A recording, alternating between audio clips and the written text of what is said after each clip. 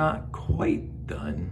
We still have the trim around the floor and around the door and around the window, which, well, Josh will be down here. The trim will possibly happen this weekend. We bought that trim, it's gotta be half a decade ago or more, probably more. So it's in the garage all this time. And that was supposed to be up for the upstairs. And I said, I don't like it for the upstairs. And we didn't want to take it back. So we kept it in the garage. Now I'm gonna use it down here. That's Josh's pick for an accent wall. And he wanted this one done the same. So that little wall there. And we do have to get a little piece of, because again, that's drywall and that's panel, which is original. We did not replace that. When we did that, we added that wall. So it had a little piece of quarter round or some, I hate paint, some cute molding. And we're just gonna get like a 1x2 and put it across. We're gonna paint it this color. So it'll be kind of cute. This was always empty since I moved in. Maybe it was for cable, back for a TV that might have been here back in the day, because that wall is original. That wall is attached to the unit next door, and that wall is attached to the unit next door. This is the back wall of the house. That header there has the main, well, it's not even an I-beam, it's laminated 2x8. So it spans from there to there, so not there, here. So there's a load bearing wall past there. So that's 8 feet. So it's just laminated 2x8. But as you can see, it's much wider than 2x8s because on this side, there's ductwork, and on this side, there's the gas line that comes in from the back of the house. So the actual laminated 2x8s go from about there to there. And, but I boxed it all in to make it look nice. And because it wasn't boxed in before. They had a drop ceiling. They had a drop ceiling that came down to here basically. So, and I hate drop ceilings. They just drive me crazy. It's disgusting and whatever.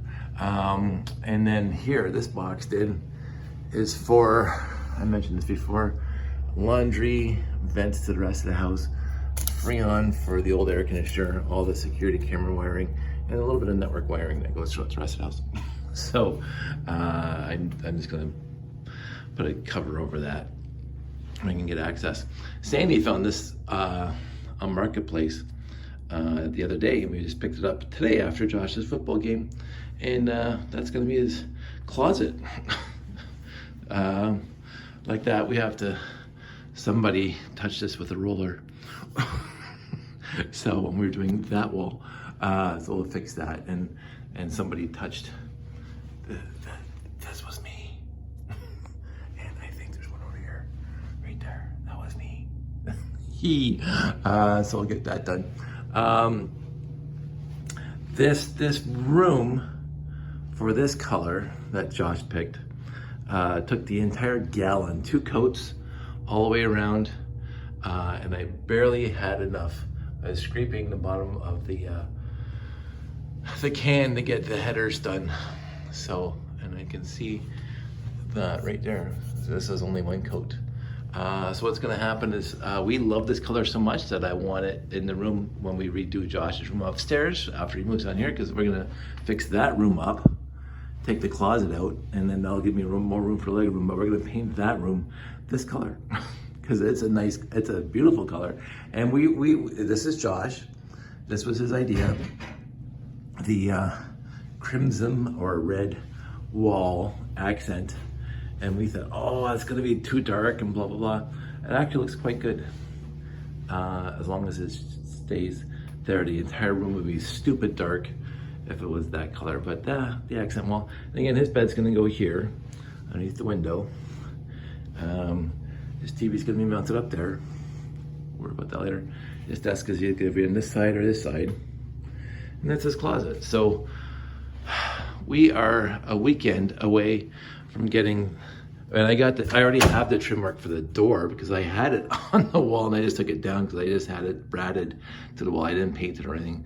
So I'm gonna put that trim work back on the door, and then I'm gonna get these pieces all cut to size and brad them into the walls.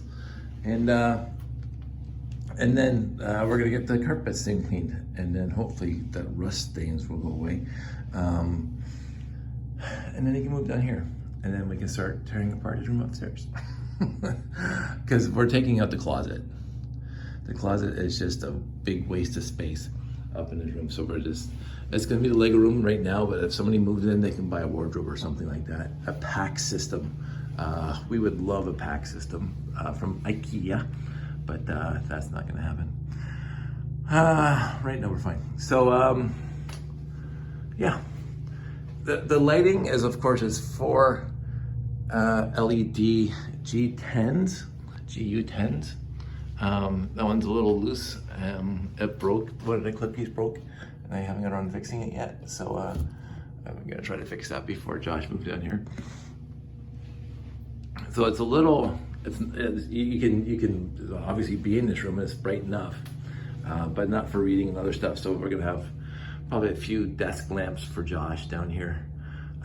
The other thing is, I got these junction boxes. These are the remaining junction boxes from one over there. When Sandy and I started the basement reno 20 years ago,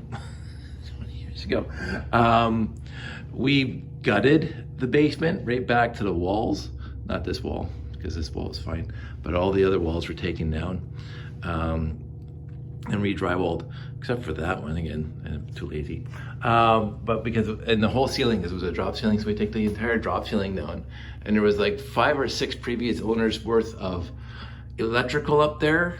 So I basically rewired the entire basement at that time, and there was at least a dozen junction boxes in the ceiling above the drop ceiling, and I got them down to 3, and 2 of them are here. There's one there, and there's one there, and there's one right there. And those go to the rest of the house above us. So it goes from the fuse panel, which is behind that cupboard there, across there to this one. And one line goes to that one, and one line goes to this one. And then they go up to the rest of the house. So I got rid of at least 9 or 10 junction boxes when we redid the basement, and a lot of crappy wiring. I mean, I'm not a master electrician, but I did take a course in it back in high school. And I've been helping people wire houses unofficially. And I do all my own electrical work here. All these plugs everywhere. Had aluminum wiring, and now they're all copper. It's because aluminum wiring was used in this house back in 1974. So I got rid of as much aluminum wiring as I could. And whatever aluminum wiring was left over that I couldn't pull out, I put the 6-inch pigtails with the proper goop and the proper morettes and onto copper for the plugs and switches and the rest of the house and the lights. So my insurance company loves me. But anyway, so this is pretty awesome. I think Josh is gonna be happy here. He's very happy. He was just down here, but we're gonna go to bed now. So there you go. That is Josh's room. So that's it. That's all. I hope everybody out there is doing well. I'm happy with this reno. We didn't cut in nicely. We used the tape.